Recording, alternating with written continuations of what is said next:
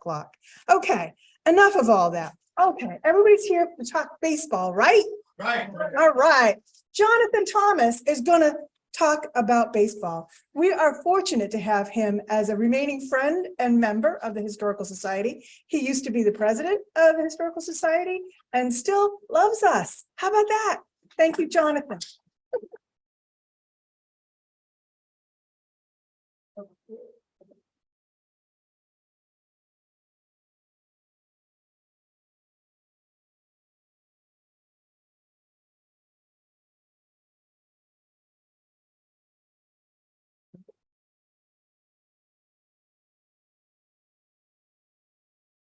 Well, this is great.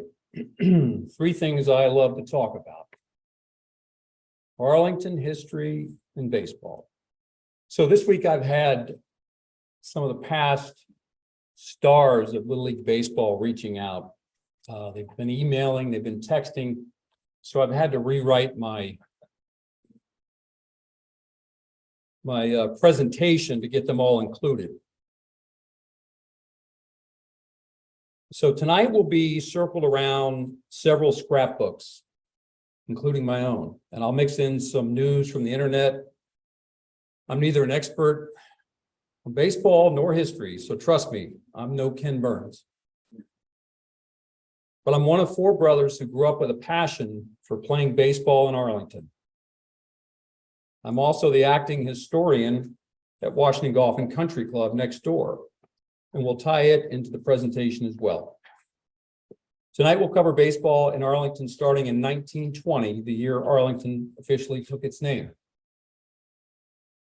Baseball was played in the area before 1920, and it was as popular for blacks as it was for whites.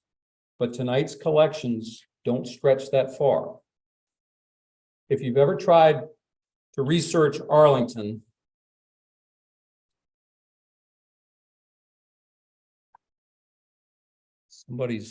a participant has enabled closed captioning. Let me get rid of that.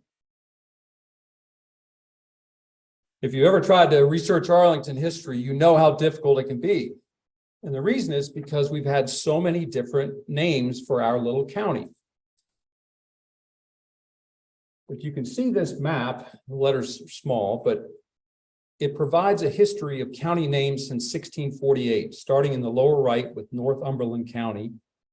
Follow the arrow, which shows the county name ran all the way to nearby the northern portion of Potomac River. As Virginia's population migrated north and west, new counties were created. Our area became Westmoreland County next in 1653, Stafford County third in 1664, and so on. And I just love this map and borrowed it from C.V. Rose Jr.'s book, Arlington County, Virginia, A History. I believe you can still buy this at the Historical Society Museum.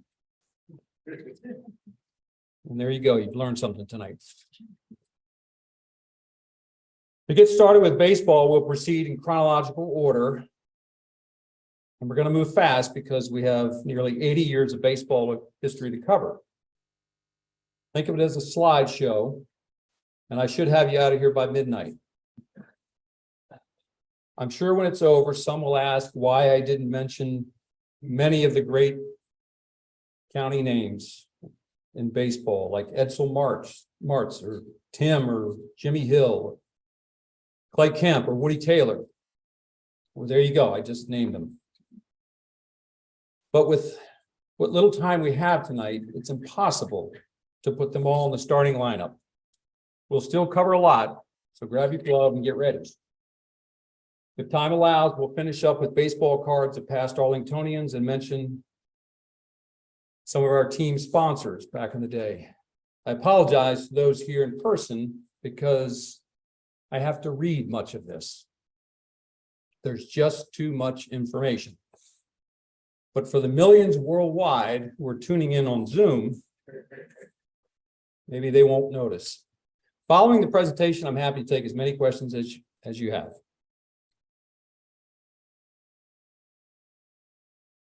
And I need to know why this arrow isn't working. Mark Benbow is our historian and. There you go. Right, guess I was on that last one too long. So borrowing from a website called Built by the People Themselves, we learned that, and I quote, at the turn of this 19th century, baseball was such a popular sport in Arlington, in the Arlington area, because we weren't in Arlington yet, that it supported as many as 5 semi-pro teams. Like most elements of life at the time, sports and recreation were segregated. Beginning in the 1910s, Arlington's Black community formed the Black Sox baseball team, pictured here, from their home base of Peyton Field in the Knock community, formerly Green Valley. The Black Sox toured the East Coast playing other Black teams. So we know the area loved baseball, and it was popular. But what happened after Arlington became official in 1920? Let's begin with 3. Not showing as well as it should there, Mark, but that's okay. Can we reduce a little bit?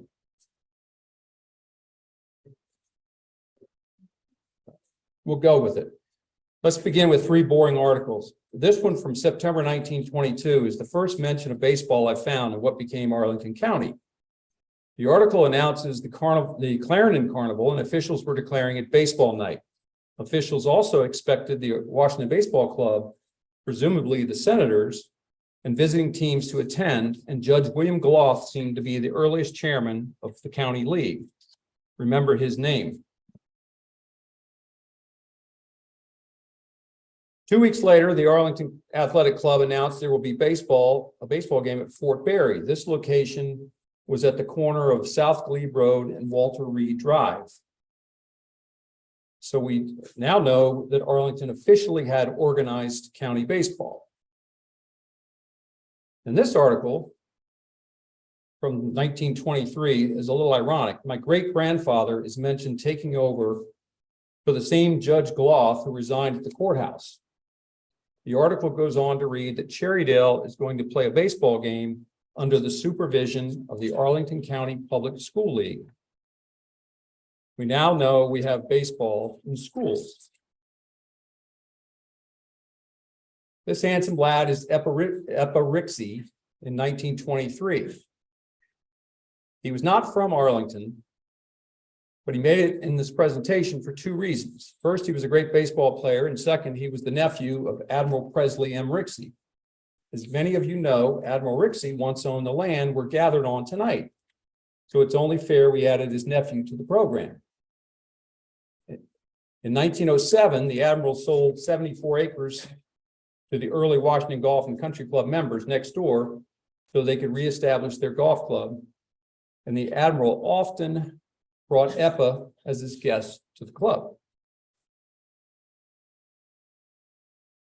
This is Goose Goslin of the 1924 Washington Senators. He was also not from Arlington. But in July of that year, an article detailed Goose and 4 other senators played golf next door. The area must have been thrilled that fall when the Senators won the World Series. Coincidentally, President Calvin Coolidge, also a club member next door, was in attendance at Game 7 of that series, which the Senators won in the 12th inning. Moving along to the first yearbook from Arlington's oldest high school, Washington Lee. The school was opened in 1925, and the first structure was designed by Frank Upman. And guess what? He was also a member of the club next door. By the way, Upman also designed the main building on Marymount's campus, which was Admiral Rixey's home. This was the 1927 W&L baseball team, and the star was George McQuinn, first row, second from the left. From the school's write-up in the 1928 yearbook, McQuinn may be considered W&L's first bona fide superstar. As you can see, he was compared to Charles Lindbergh and Babe Ruth in a single paragraph.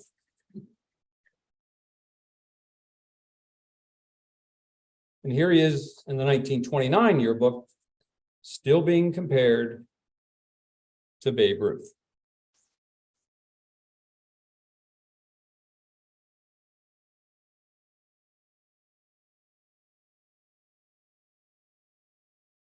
In a past Arlington magazine, Matt Blitz wrote a fantastic piece on African Americans and baseball in the Arlington area.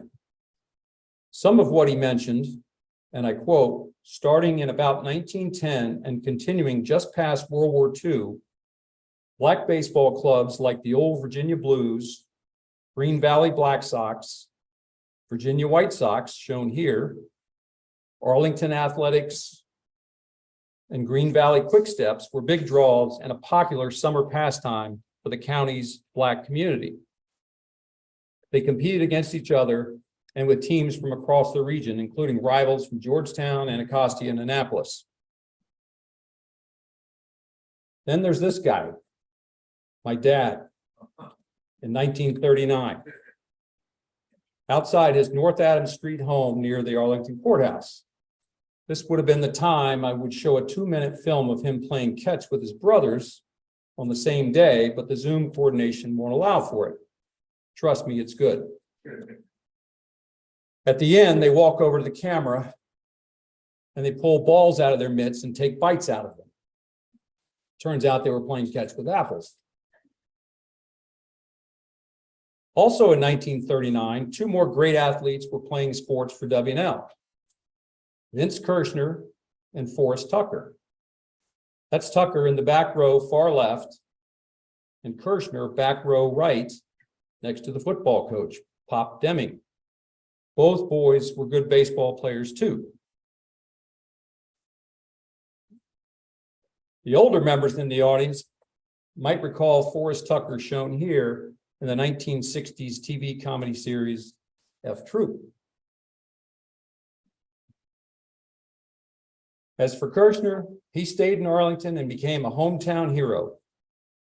He's seated 4th from the left in this fantastic 1941 W&L team photo.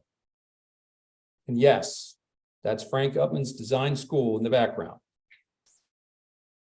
Vince Kirshner was signed to play pro ball with the Cardinals, but as Mrs. Kirshner told it, there was much too much travel and not a lot of money in baseball. Her children later blamed her for their dad not being a major leaguer. A big thank you to the Kirshner family for letting me scan Vince's scrapbook. In 1944, Arlington County purchased property to construct Jenny Dean Park. Again, quoting Arlington Magazine, home field was often Green Valley Ballpark, located south of 4 Mile Run, now part of Jenny Dean Park. Games were also played at a field nearby, near Highview Park on land that's now part of the Virginia Hospital Center. Later organized by Ernest Johnson, the director of Negro Recreation for the Arlington Department of Parks and Recreation, youth games were played throughout the 1950s and into the 1960s at the newly christened Jenny Dean Park, named after a former enslaved woman who had founded one of the only secondary schools in Northern Virginia for African Americans in 1960. In 1961, Arlington Public Schools integrated its athletic programs and with them all county sports. This allowed Black and white sluggers to play ball together. End quote. One of my favorite Arlington baseball finds was being introduced to the late Richard Biff Johnson, a former W&L athlete and local baseball coach. He's seen here taking a swing on the W&L field at Quincy Street. Biff allowed me to scan his scrapbook before he passed away, and here was his 1949 state championship team at W&L. I love this photo. Biff is on the far left, and the guy second from the right has an interesting story. His name is, oh, we have some Jeff.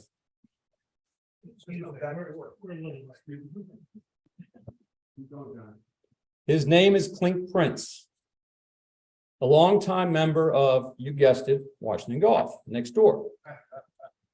And years ago, he and fellow member John DeLuca came up with a betting formula on the golf course, which is still used today.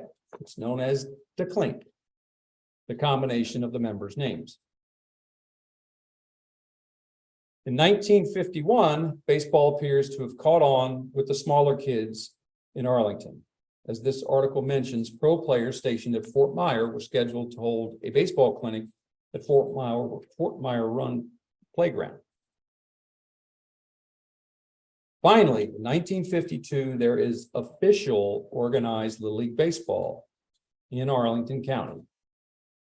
According to this article, gala festivities were being planned and the legendary Little League officials' names of Jim Bowman and Chuck Walker are first mentioned. It's been shared with me by my friend Tony, he's here tonight, that Vic Gaza is the most credited man with promoting semi-pro baseball all the way down to Little League in the DC area. He seemed to have his hand in every baseball league, and he was the first president of the Better Sports Club of Arlington. His granddaughter was going to be here tonight, but she fell ill. 4 Mile Run Playfield, as it was called in 1952, would later be known simply as Barcroft Park. This is another great photo from Biff's scrapbook. Per a Charlie Clark article for the Historical Society, Carl Stotts of the National Little League organization was invited to Arlington in 1951 to explain the rules of Little League baseball, and parents and officials embraced the idea. Arlington Little League was born. Bringing the Historical Society into the presentation, this grist mill on 4 Mile Run was purchased in 1880 by Dr. John Barcroft from New Jersey, and that's how the park took its name. In 1953, Biff had become a coach and is standing in the center of the back row. I chose to include this fun team photo from his collection because of the little guy in the first row, third from the left. He grew up to be the guy on the left, everyone's favorite W&L football coach, Bob Rimmer.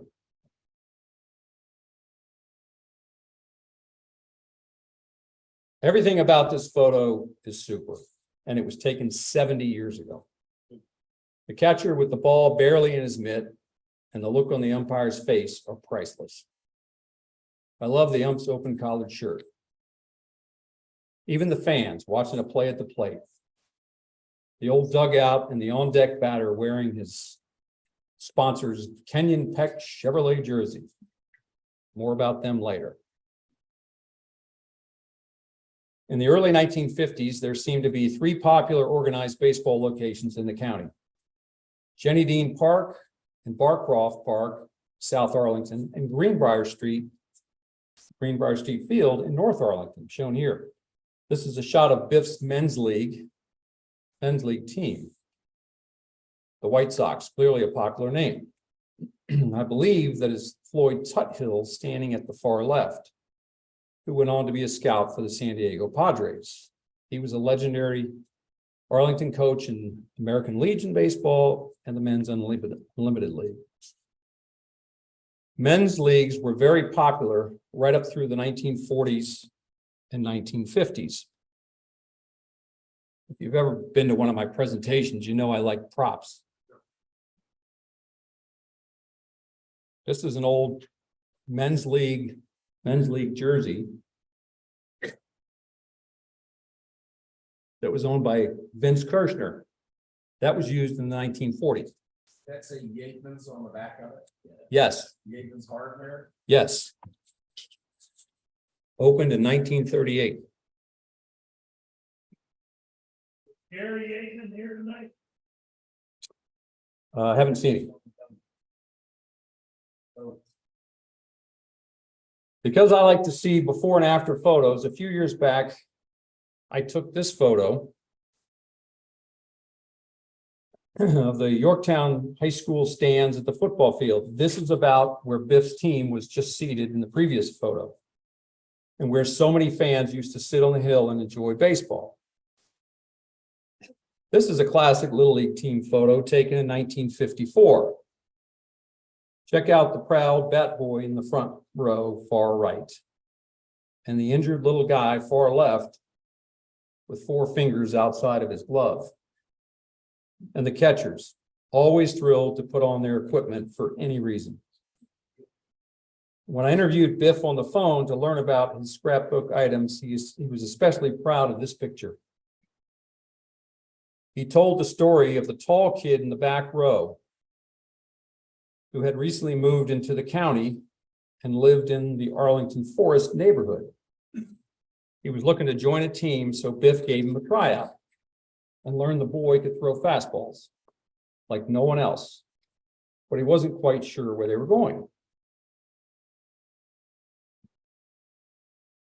This is who that tall kid grew up to be. NFL Hall of Fame linebacker Chris Hamburger of the Washington Redskins. He was the NFC Defensive MVP in 1972, the season the Redskins lost to the Miami Dolphins in the Super Bowl. Interestingly, the Super Bowl MVP in that game was Jake Scott, who played football at W&L. Jake is being inducted into the Arlington Sports Hall of Fame this fall, and you're all invited. Please visit the website.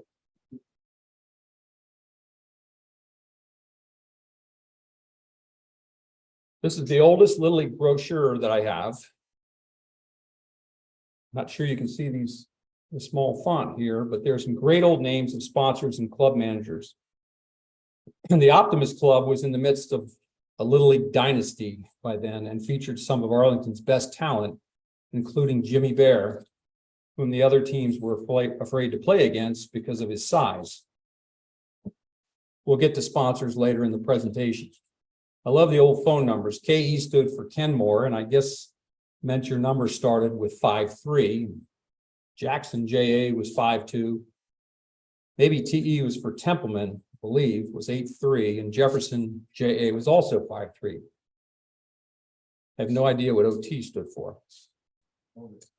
There you go. There is Vic Gaza on the advisory committee. Another scrapbook owner who let me scan his was Hank Gordon. This is a fantastic 1956 picture of Hank taking a Little League swing. I especially like that someone wrote power on the photo. Hank went on to be a power hitter at Wakefield High School and then Virginia Tech. Here's his team photo at the time near Fairlington Apartments. This was the Old Dominion Kiwanis. Also from Hank's scrapbook is this beauty. MT Broyhill was a big sponsor back in the day, and old man Broyhill built a beautiful home just down the 26th Street from where we are. At one time, someone proposed the government purchase it and make it an official residence of the vice president. It's been in the news recently because it was bought and just torn down.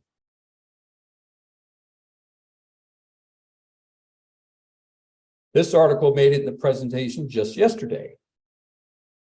I was emailing with Henry Kerfoot, a local golfing legend, also in the Sports Hall of Fame, and who went to W&L. And he asked if his classmate of 1952, Eddie DeSimon, was going to be included tonight. My answer was no. But then I stumbled on Lefty DeSimon's name, mentioned in this article, lower right, as making it into the minor leagues. So here you go, Henry. You can't make this up.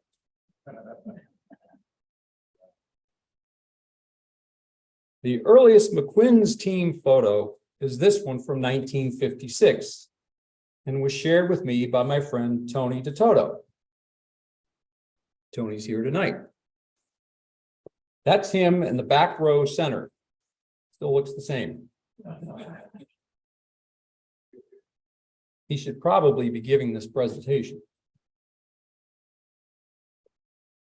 Coincidentally, he's known Vic Gaza's family a long time. McQuinn's was named after George McQuinn, the W&L great, who came back to Arlington after playing pro ball and opened up a sports store. Prop time.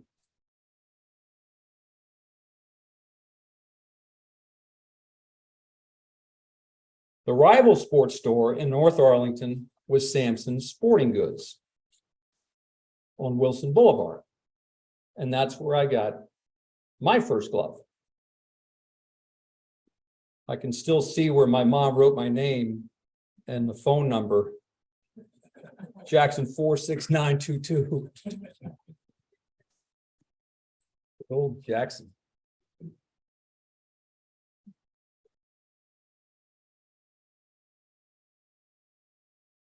This is a 1958 junior major program. That was the next level up from Little League. Once again, great sponsors, and we see Tops Drive-In for the first time. We also see WARL as a sponsor, and I believe that was an old radio station, which later became WAVA. Wally Ryland is listed as the coach of McQuinn's, and guess where he's a golfing member? Next door. Another McQuinn's team photo, this one from 1958, has maybe the greatest father-son baseball combination in county history. In the back row, far right, is Vince Kirshner, who was mentioned earlier. And his son Bernie is seated far left, front row. Here's Bernie at West Virginia University. He grew up to be arguably the greatest athlete in Yorktown High School history. Both Bernie and Vince are in the Arlington Sports Hall of Fame. This Stuart Buick team photo includes three memorable faces. The first is the legendary Little League coach Burt Whittington, who is seated in the center near the back. The second is Bill Murray in the first row, second from left. And the third is Clay Kirby in the front row, third from right.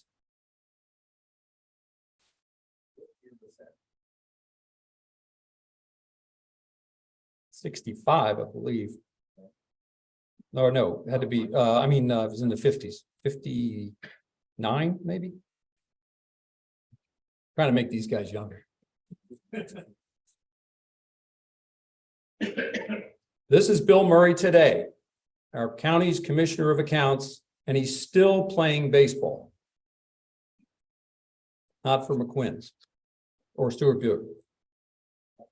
Bill has donated much of his adult life to Arlington sports programs, and he's also in the Arlington County Sports Hall of Fame. And here is Clay Kirby in 1971, who grew up to be one of the best baseball pitchers who ever played in Arlington and is also in the Hall of Fame. More about him later. The man who coached Bill Murray, Clay Kirby, and many others in high school was Del Norwood. He coached varsity baseball at W&L from 1959 to 1987 and won 14 regional titles. He played pro ball in the minor leagues, as did his son Steve and his grandson Brett. He had another son, Scott, who was the place kicker for the Buffalo Bills. Before retiring from the NFL, Scott passed John Leipold as the leading kick scorer in Bills history. Coincidentally, Mr. Norwood taught John Leipold at W&L. We're all tied in here.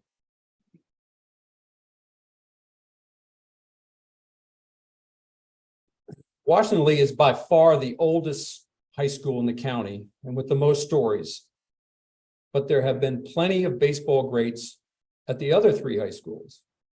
The story of the Terwilliger brothers at Wakefield is a good one. And in the 1960s, Ron, the oldest, was a star in baseball and basketball and went on to excel in both sports at the Naval Academy. What did his younger brother Bruce do?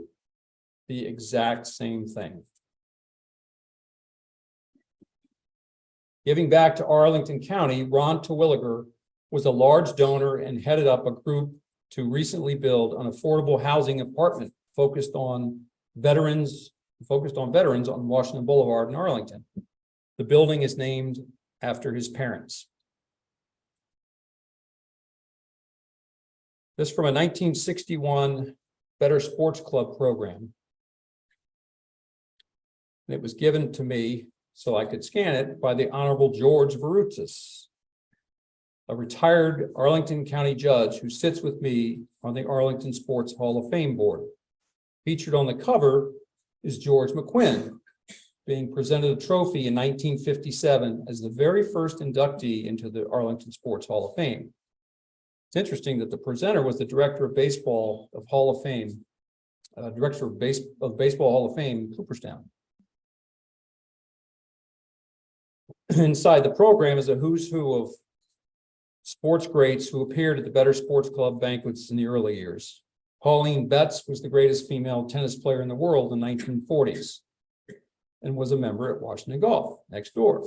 Stan Tinkham coached the women's record-setting Olympic swim team, and he coached the swim team next door. Other names include Dick Grote of the Pittsburgh Pirates, Calvin Griffith, president of the Washington Senators, Dean Beeman, who later became commissioner of the PGA Tour, and even boxing great Rocky Marciano made an appearance in 1954. This priceless photo was provided by local writer Charlie Clark here tonight and was taken in 1962.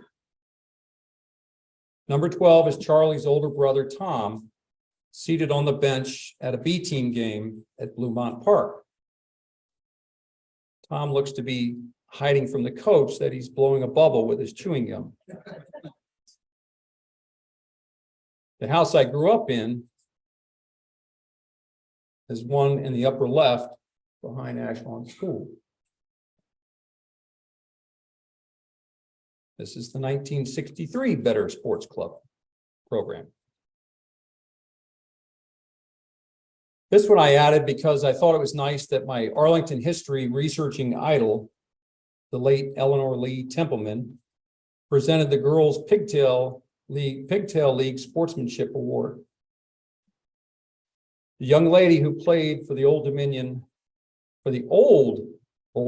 Bank, and I worked for the new Old Dominion National Bank.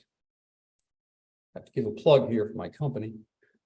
If anyone wants to make a deposit tonight. You're welcome. Take a lap. The trophy was sponsored by Columbia Garden Cemetery in Arlington, coincidentally, where I'll be buried one day. This motley crew consists of my cousins and two brothers standing with gloves at the old Thomas home on North Jefferson Street. The cousins own Columbia Garden Cemetery. And the brothers are both here tonight.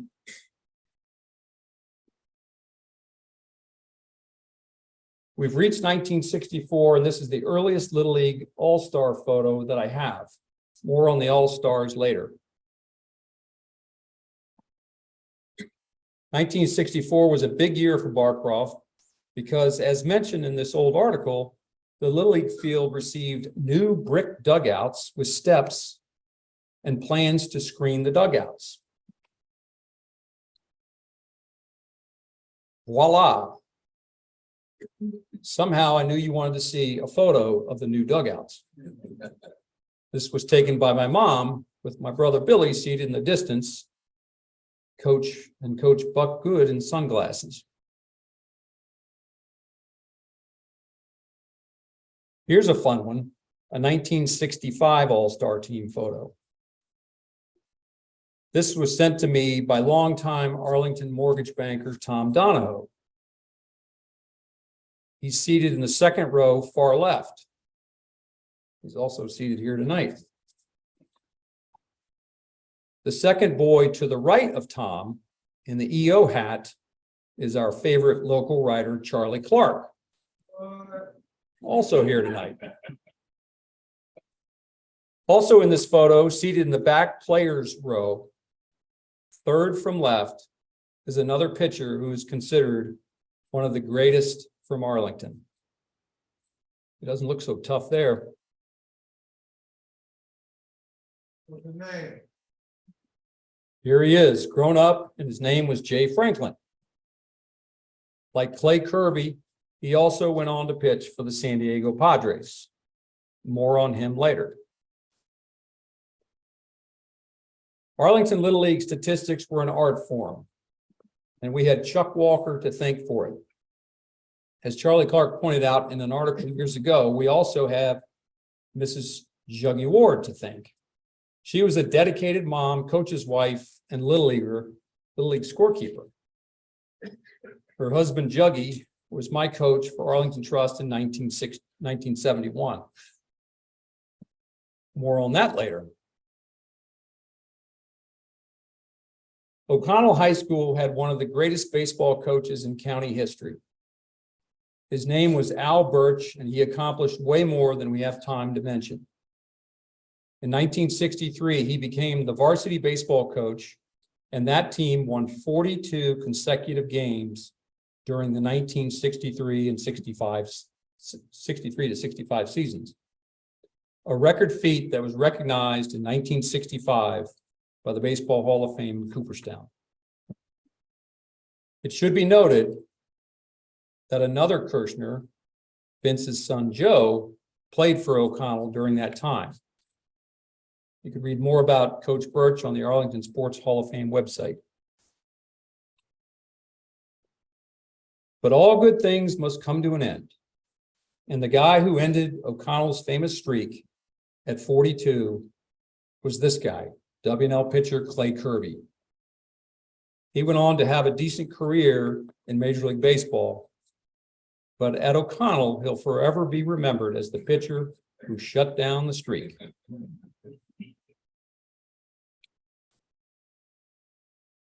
Tough to read, but 1966 was another big year for Little League because the rule was changed from coaches recruiting players to players having to play for the team in their designated district.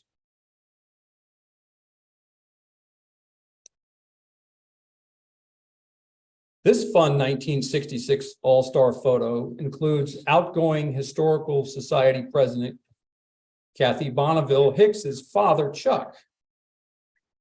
He's the tallest coach in the back row right. Everyone loved Coach Bonneville.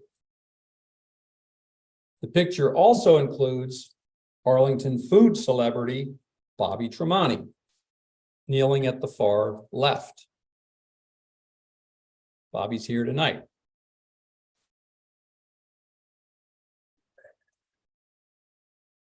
Bobby grew up to be this guy, proprietor of the Italian stores in Arlington.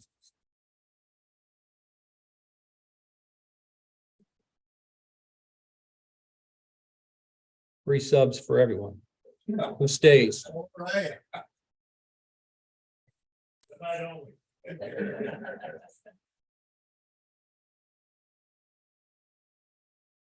Continuing with the Little League All-Star theme, this 1967 photo includes my oldest brother, Harry, the tallest kid in the players' row in the back. What makes this photo extra fun is that the tall blonde kid next to my brother grew up to be Stanley McChrystal. Rolling Stone magazine readers may recall a 2010 profile of General McChrystal, in which the four-star general and commander of US and NATO forces in Afghanistan openly disparaged Obama administration officials, including, most notably, then Vice President Joe Biden. The article got McChrystal fired, but he was a good little leaguer. Boom. And just like that, the same group in color. We're at the point in the presentation where it was like Dorothy first walked out in black and white from her tornado-thrown house into Munchkinville or Munchkin land in Technicolor. This is another photo taken by my mom. In this 1968 photo are two of Arlington's better baseball players of all time. They are my oldest brother, Harry, on the right, speaking with Jimmy Barb, whose back is to the camera. They were record setters all the way through college, and Jimmy into minor league baseball. The two teamed up to play for Del Norwood on WNL's 1972 baseball team that almost won the state title. Here is Harry and Jimmy 50 years later as recent inductees into the Arlington Sports Hall of Fame. Jimmy texted me just before the show, and he's watching us on Zoom. One of my favorite Little League sponsors was Topps Drive-In. Here's my cousin Rex on the left and my brother Richard on the right at Barcroft. I believe they're separated by Fidelity coach Mr. Coburn in 1968. That same year, Topps won the championship. Moms tend to describe it all in one photo. The writing says it all. Great uniforms. So bear with me while I share some items from my own scrapbook. So 1969 was a big year to be a kid in Arlington. Living next door to DC, I was 9 years old. The famous Pro Basketball Hall of Famer Rick Barry played in the old ABA for a short time, and in 1969, his team moved to Washington. Vince Lombardi was named head coach of the Redskins, and the great Ted Williams, manager of the Senators. If that wasn't exciting enough, the Major League Baseball All-Star game was played at old RFK Stadium, and many kids from Arlington attended the game. Yes, I still have my program from that game. And my ticket stub. I mentioned Juggy Ward, who managed my brother Bill and me with Arlington Trust, and we won the league championship in 1971. Clearly, my mom wanted everyone to speed read the articles and get to the underlined parts about us.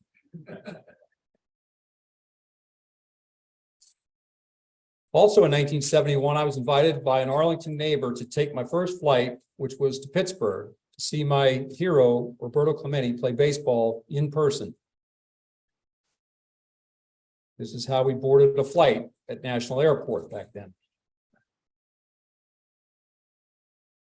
Here is a nice close-up of Clemente in right field using Jack's Instamatic camera.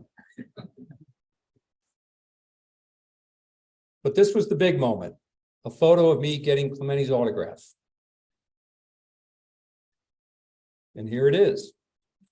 Recently, the Clemente Museum reached out and asked if I'd loan the autograph, photo, and my ticket stub from that September 1st, 1971 game, because it became the very first Major League Baseball game played with an all-black starting lineup. Just by chance, I was there and saved my stuff.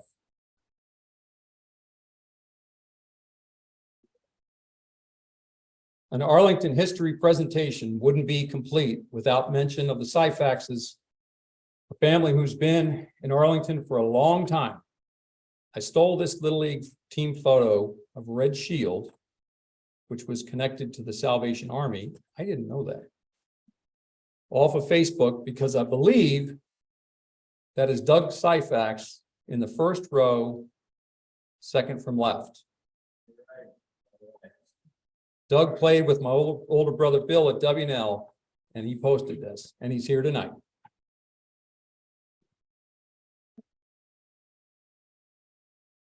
The 1971 Better Sports Club program.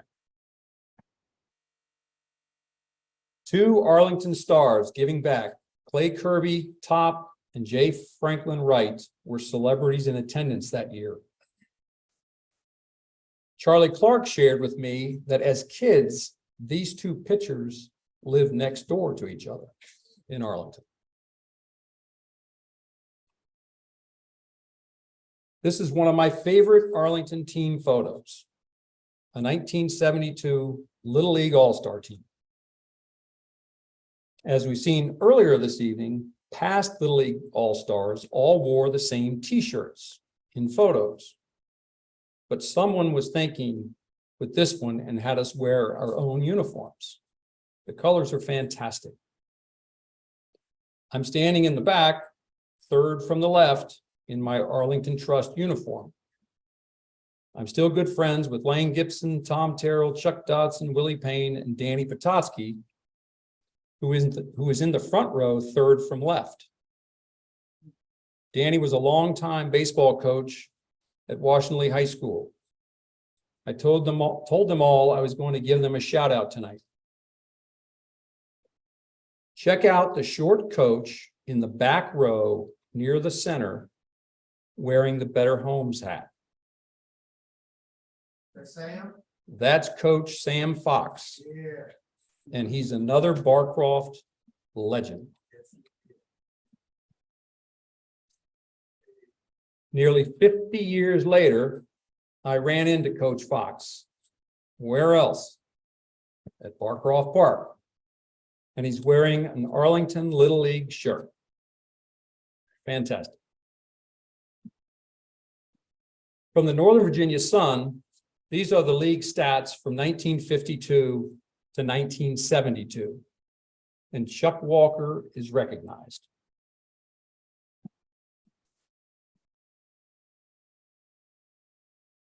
Like coming into church tonight, my wife reminded me to silence my phone. This is our 1972 Arlington Trust team following the championship season. I'm in the back row, second right, and it's time for another prop.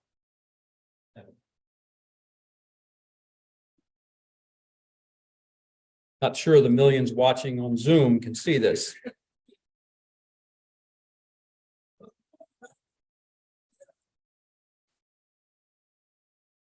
Get it on. This arm. Just standing in the center. Steve Johnson. Yep, Feeling first row left, Tony Cannon. Tony Cannon. Here. Doug, you should be doing this. Help you out. Big stage.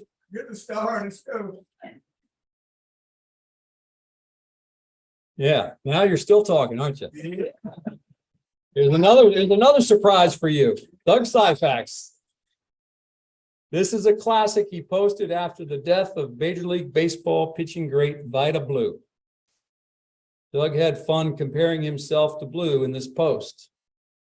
Doug's a big proponent of the Historical Society, so thank you.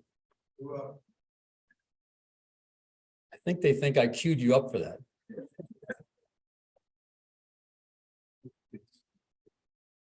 Moving on to Arlington and the major leagues. Some of you may recall that we almost had Major League Baseball played in Arlington. Retired Arlington Judge George Ferrutzis, here tonight, shared these pages from when he was chairman of the advisory committee pushing for a major league team in our county. And while we didn't get our team, we have quite a few local players to be proud of. The website ainsworthsports.com ranked hundreds of the greatest baseball players of all time from Arlington high schools. And here is the top 20, not Arlington, sorry, Virginia high schools. So if you can read that, it's tough to read. Had to increase the size. These were all Virginia high school players, and this is just the top 20. There's Eppa Rixey at number 2, and our George McQuinn at 7, and Clay Kirby at 18. Is that the same Ryan Zimmerman that played for the Nats? Yes, it is. Yeah, he was from Virginia Beach. So now I'll run through the baseball cards of some locals that I found. As mentioned earlier, Rixey didn't live in Arlington, but since his uncle owned the land we're on tonight, that counts for something. Rixey was born in Culpeper, Virginia, and played baseball and basketball at the University of Virginia. This card's from 1922, by the way. He was a very good pitcher for Philadelphia in the big leagues until he left for World War I. After his return, he was traded to Cincinnati and went on to have a Hall of Fame career. He retired with 266 wins, which stood as the National League record for left-handed pitchers until Warren Spahn topped it in 1959. Rixey was elected to the Hall of Fame on January 27th, 1963, and died a month later. George McQuinn, our Washington League graduate in the late 1920s, was one of the most decorated Major League Baseball players to come out of Arlington. Also, as mentioned, he went on to play an important role as a store owner and team sponsor in the county after hanging up his spikes. McQuinn was a six-time American League All-Star. Born in Arlington in 1935, just before we had Arlington Hospital, for those keeping score, Bill Daly pitched in only one full Major League Baseball season. As a reliever that year, he appeared in 66 games with a 6-3 record, 1.99 earned run average, and 21 saves. Statistics that would land him a contract worth millions today. Unfortunately, a rotator cuff injury the following season ended Bill's career. According to an old Sports Illustrated article in the summer of 1963, the Minnesota Twins were the talk of Major League Baseball, and Bill Daly became a superhero in the Twin Cities. The article went on to read that when the Twins got in trouble, Bill was brought in from the bullpen by a convertible, knelt down, and made the sign of the cross in the dirt with his index finger, all to the tune of, "Bill Bailey, won't you please come home?"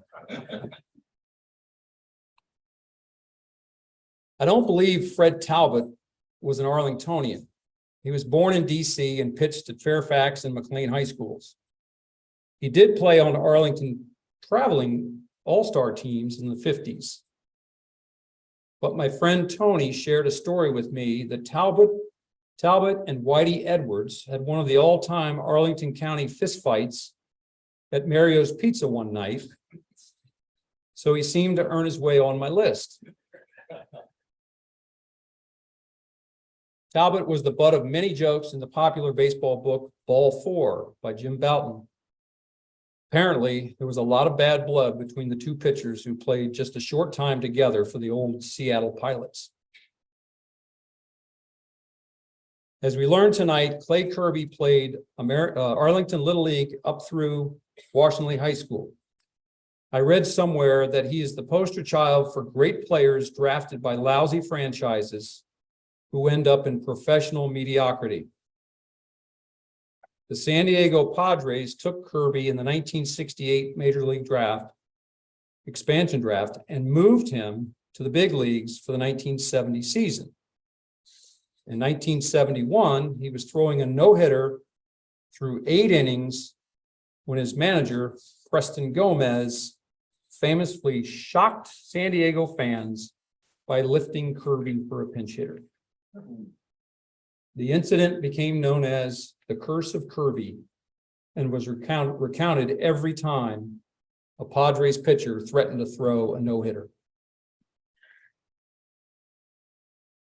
In Kirby's very next year, he retired, in Kirby's very next start, he retired the first 21 batters he faced. Then Willie McCovey hit a home run. It was the only hit Kirby gave up, but the lowly Padres lost the game 2-1. Next is Jay Franklin, the Arlington Little Leaguer who played at James Madison High School and was the second overall player taken in the 1971 draft. I've always wondered if Franklin had a baseball card until I found a website that actually read, quote, here's a not really missing, quote, unquote, card. Here's a not really missing card for a 3-game major league career pitcher. The back of the card was not shown. Sadly, Franklin flamed out after 3 Major League Baseball appearances due to a worn-out arm.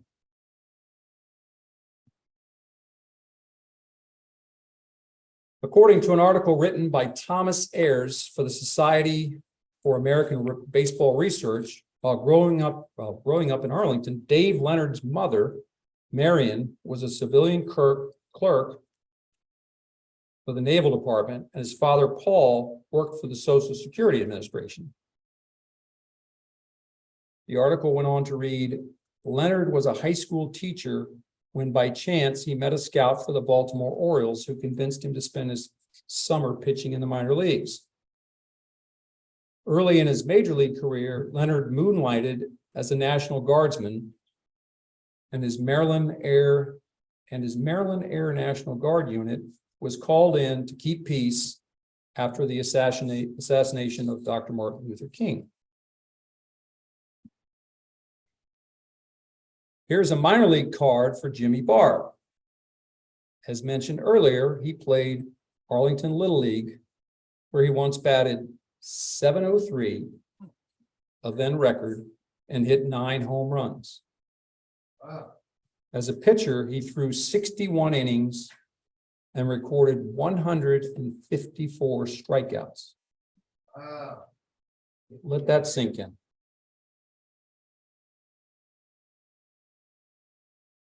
Jimmy played at Wakefield High School, then transferred to WNL. He played at James Madison University and was an All-America selection in 1975. If you can read it, just look at the back of this card where he led the league in the minor leagues in runs, hits, home runs, and RBIs in 1978.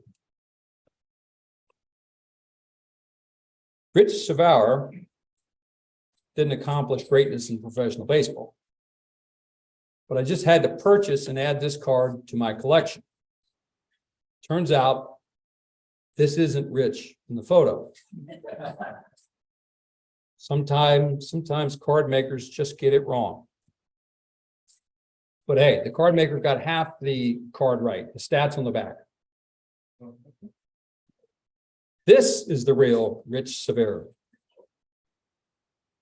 Born in Arlington, Rich later played for Falls Church High School, then Manatee Junior College.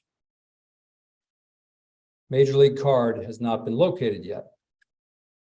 Currently, he's a pitching coach in the Arizona Diamondbacks organization.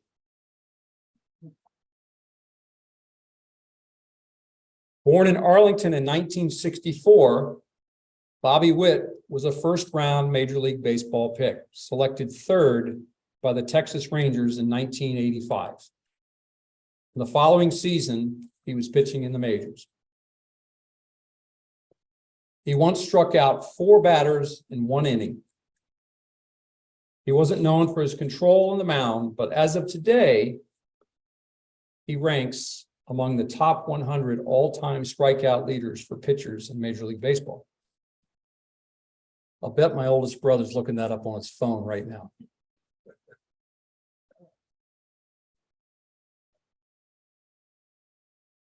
Born in Arlington in 1972, Mike Holtz was a middle inning reliever in Major League Baseball and appeared in 353 games in 9 years. Holtz landed in the major leagues with the California Angels when he was 23 years old. I believe he's the only Arlingtonian to also play professional baseball in the Japanese Central League. So he has that going for him.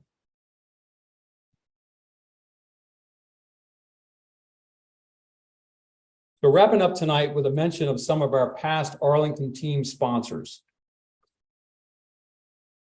This will give you an idea how important it is to become a sponsor in Arlington when asked. You'll be remembered forever. Per an old Charlie Clark article for the Historical Society, some of the original Little League sponsors were the Optimist Club, St. Mary's Episcopal Church, Fairlington Kiwanis, and Brumback Plumbing. Once again, I borrowed from the Historical Society and stole a few from Facebook. Probably the oldest Arlington company to sponsor a baseball team was Arlington Trust. This picture shows the bank in Roslyn in 1914. An interesting note, my great-grandfather was a longtime chairman of the bank, but he was gone before he saw our championship trophy. Staying in Roslyn, I don't have any old building photos, but early sponsor Stuart Buick sat at this location in 1953, shown in the center of the map. I just love old Arlington plat books. I have a 1935 and a 1953. Another oldie that used to be located in Clarendon on Wilson Boulevard was Kenyon Peck Chevrolet. Bob Peck went on to own his own dealership, which was located at the corner of Wilson Boulevard and Glebe Road. It's where the new Diamond Building stands.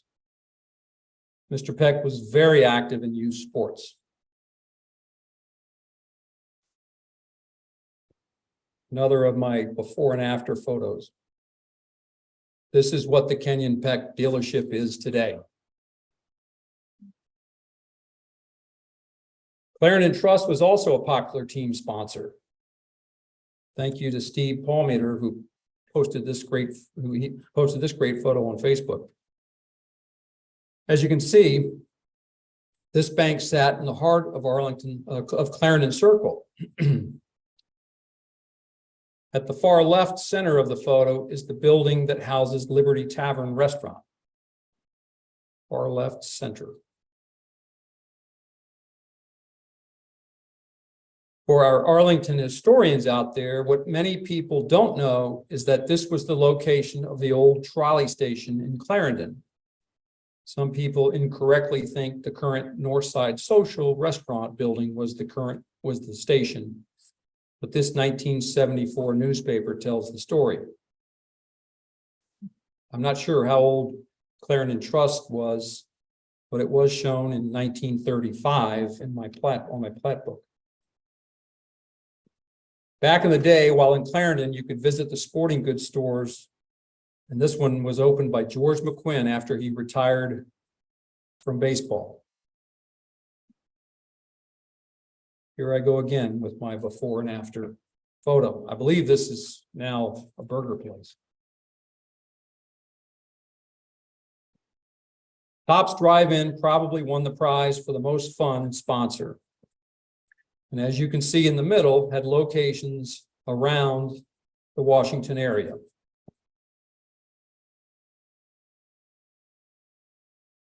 Here is their menu if anyone's getting hungry. That sirloiner was the best.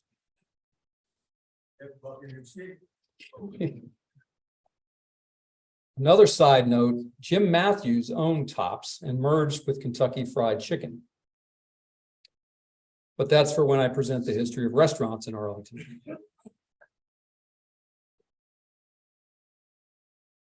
And this is a photo of the Tops on North George Mason Drive and Lee Highway.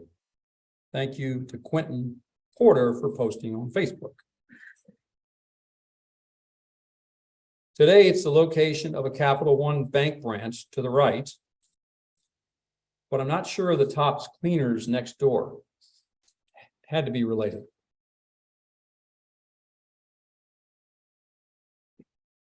Another food favorite team sponsor was always Mario's Pizza, and it's still in business.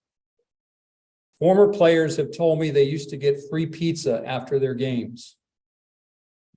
I guess I played for the wrong team back then. When the baseball seasons ended, that's when Dan Kane Trophies stepped up to the plate and created our trophies. The store was located in Clarendon. That building was previously housed an appliance store. And today it's home to Lion Hall Restaurant. And that concludes the history of baseball in Arlington.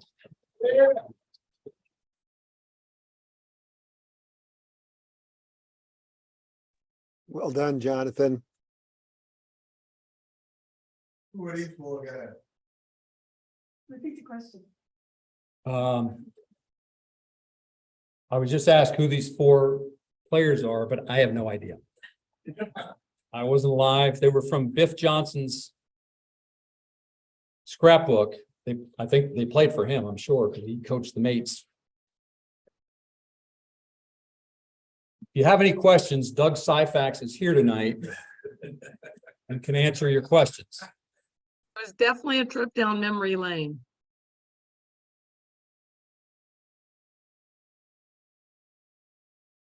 I'm getting a lot of comments and I'm not getting questions in chat, but I'm getting comments like loving the presentation. Memories are great. He stutters. Charlie, question. Excellent talk, excellent research. Can you say a word about the moms and dads who had to drive? Well, I can say a word about our mother. One summer, the four of us playing, four of us played baseball. And one summer she kept track and she went to 87 baseball games in one summer. You know, that included all-star games and tournaments. Did I see another hand? Yes, sir. I have a question about, as I understand it, was Arlington Little League up until like the mid-80s, and then Arlington Babe Ruth came along. What was kind of that? Repeat the question. Jonathan, can you repeat that question for the people in this on Zoom? I'm being asked a question that I can't answer because I'm not going to consider that history. I don't know what happened with Arlington and the Babe Ruth League. Tell you what happened. The league has very strict rules about who can play with them. Babe Ruth, the league rules are very vital. Dr. Bob, of course, has been tired of the tightness of the Little League rules and started Cal Ripken League. That must have been 25, 30 years ago. They basically did whoever they wanted. So the answer to what happened with Arlington Little League versus Babe Ruth is that the coaches, Bob Bonacorso, we all remember him, got tired of the rules that Arlington made them play by and decided to start, at that time, I guess, the Cal Ripken League. And eventually, now I believe the Babe Ruth League is the most popular. And that's,